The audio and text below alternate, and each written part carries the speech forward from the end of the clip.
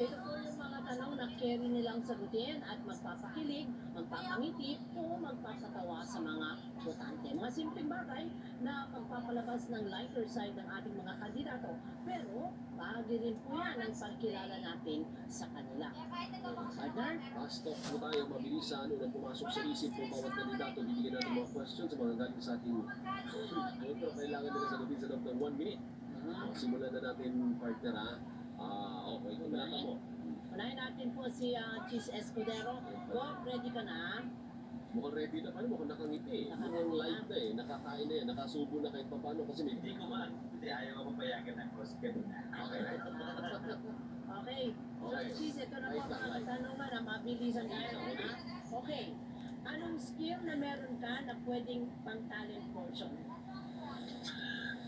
Magpatawa. Sabo na. Huwag na. Bilis lang yan. Paano ka nanligaw sa misis mo? Romantic ka ba? Hindi. Paano ko naligaw sa kanya?